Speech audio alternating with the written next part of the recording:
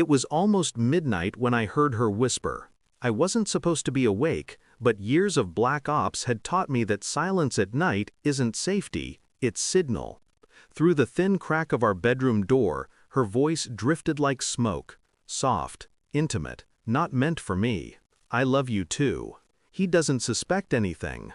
My hand froze on the glass of water I had been carrying. No movement, no sound, only listening. Her tone was the one she used to soothe me years ago, before the walls between us grew thick. Only now, it wasn't mine. The line clicked, the call ended.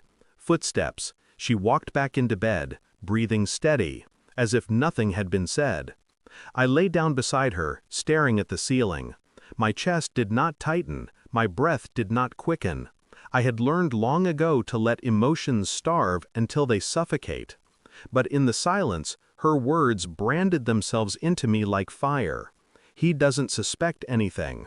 At breakfast, she poured coffee as if she had never betrayed me.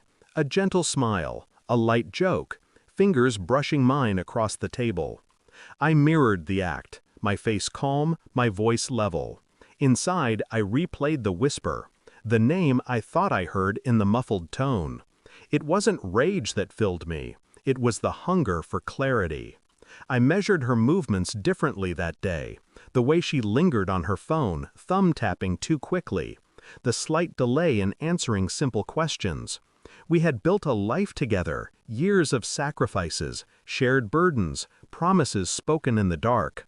And yet, as I studied her, I realized I didn't know the woman sitting across from me. I didn't argue, didn't accuse. Accusations create defenses. Defenses hide the truth.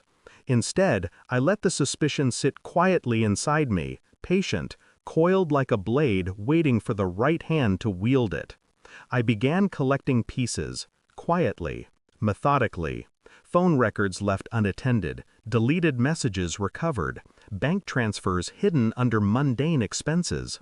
Each fragment a thread, and together they wove a picture. Not just infidelity, a double life. Hotel rooms under her maiden name, dinners purchased for two in cities she never told me she visited. And then, an appointment, a DNA test for our daughter, not ordered by me, ordered by him.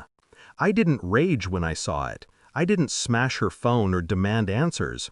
Instead, I stared at the result, half torn from her trash bin. The words were clinical, detached, absolute. Probability of paternity, 99.98%. Not mine. The storm inside me did not erupt, it calcified. Every laugh, every kiss, every promise. Lies stacked on lies. And still, I said nothing. I waited. Days. Weeks. Timing matters. Truth lands hardest when the betrayer feels safe. On a quiet evening, I placed the envelope on the table. DNA results, bank statements, photographs, all of it. She walked in, humming softly, carrying groceries. She froze when she saw the envelope. Her hands trembled as she opened it, eyes darting from page to page, then tears, pleas, explanations tumbling out like shattered glass. It wasn't supposed to happen. Please, it doesn't change what we have. I didn't answer, didn't argue. I only watched her fall apart in the silence. When she finally broke, when her face was streaked with tears and her voice had collapsed into whispers, I leaned forward, calm, precise. You spent years building this lie, I said. I spent weeks dismantling it. She sobbed harder, reaching for my hand. I pulled it back. This isn't about him, I continued.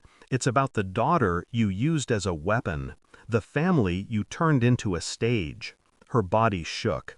The silence between us was the sharpest blade I'd ever held. I didn't scream, I didn't threaten. I simply gathered the papers back into the envelope, stood, and walked toward the door. Please, she begged, don't leave me. I turned once, just long enough for her to see the truth in my eyes. I already did.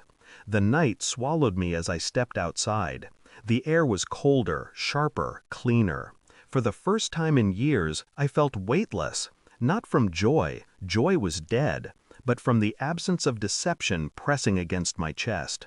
I didn't mourn the loss of her. I mourned the years I had wasted believing in something fragile enough to shatter with a whisper. My daughter, his daughter, will grow, and one day she'll search for answers. I will give her truth, not to hurt her, but because she deserves more than the theater her mother built. As for the woman in that house, she will live with silence, with the knowledge that I saw her, truly saw her, and walked away untouched. Closure is not healing. Closure is clarity, and clarity is the coldest kind of freedom. Thanks for watching. Don't forget to like, share, and comment. Subscribe now to Cheating Stories Insight World for more amazing stories.